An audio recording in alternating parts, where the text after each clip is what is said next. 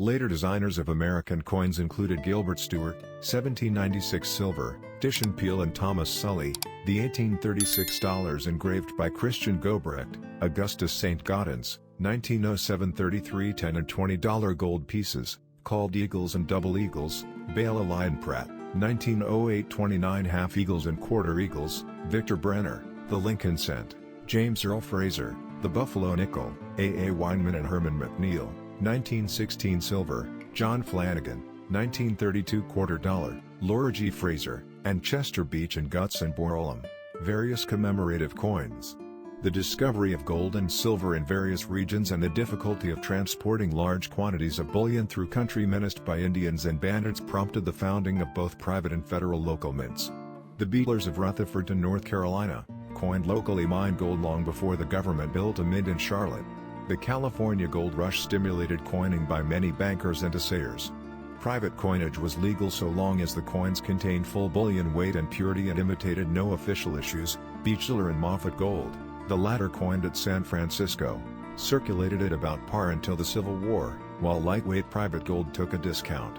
The California private mints mostly ceased operations when the San Francisco Federal branch started, but those in the less accessible regions of Colorado continued long afterward, and as late as 1901 Joseph Flesher struck octagonal silver dollars in that state. From 1851 to 1900 many brief experiments with odd denominations were tried, all of which proved superfluous. A law of 1873 discontinued the silver dollar until political pressure from mine owners forced through Congress an 1878 act requiring the mint to buy $2 million to $4 million worth of silver monthly and coin the entire amount into silver dollars. Coinage was discontinued in 1935. Millions of the silver dollars long remained stored in banks and treasury vaults, but eventually they became scarce, and in 1964 a new minting was authorized. Gold was recalled in 1934, but gold coins of numismatic interest, see coin collecting, may be retained in any quantity by collectors of rare and unusual coin. Presidential Order 6260. By an act of 1853 all silver coins except the dollar are fiduciary. The passing of 19th-century artistic canons has been reflected in American coin designs, which since 1909 have portrayed statesmen rather than personifications of liberty. All the above influences have combined to make the 20th century American coinage system the simplest in use in any major nation. The end of the American Revolution in 1783 occasioned the manufacture and circulation of immense quantities of British copper tokens designed for the American trade.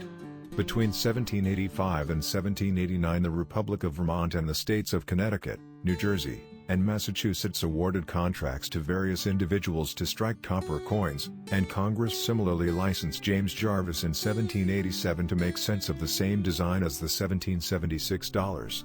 All these ventures were failures, the authorized coins being driven out of circulation by British tokens, Birmingham halfpence, and the lightweight issues of Machin's Mill, a clandestine mint near Newburgh, New York. The copper panic of 1789-90 followed, coppers of all kinds dropping to 72 to the shilling from their former 14 or 15. Congressional efforts to establish a national mint had resulted in the issue of the historic 1783 Nova Constellatio silver patterns of 1,000, 500, and 100 units, from dies by the Englishman Benjamin Dudley, exemplifying the extraordinary Morris Plan, drawn up by Robert Morris, Superintendent of Finance, which reconciled the diverse colonial moneys of account. In 1786, however, Congress adopted instead the proposals of Thomas Jefferson for a decimal monetary system based on the dollar, and in 1792 the mint was finally built in Philadelphia, with David Rittenhouse as director. Jefferson tried vainly to hire as die engraver a Swiss, Jean-Pierre Droz, who nevertheless furnished dies, hobs, and presses. Before the mint was quite ready, the first official American silver coin, the half-dime, was struck in October 1792 in John Harper's cellar a short distance away, from dies by Robert Birch and Joseph Wright, who were also responsible for the regular cents and half cents of 1793. Silver followed in 1794 and gold in 1795, the engraver being Robert Scott. Coins of the United States. The first coins struck in the North American colonies were silver shillings, sixpences, and threepences, made by silversmiths John Hull and Robert Sanderson at a mint in Boston from 1652 to 1682, by order of the General Court of Massachusetts Bay Colony. This mint dated its coins 1652 over the entire 30-year period to conceal the continuous mintage from British authorities in London.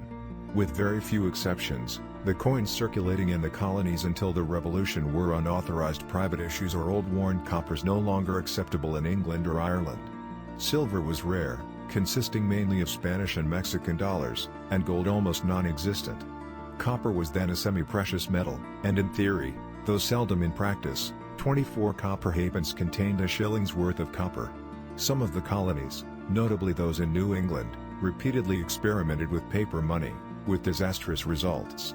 Ostensibly to satisfy the colonists' needs for metallic currency, but in reality for the benefit of owners of mines in Cornwall, the Royal Mint in 1688 issued tin farthings bearing the image of James II on horseback in the curious denomination of 1/24 a Spanish real.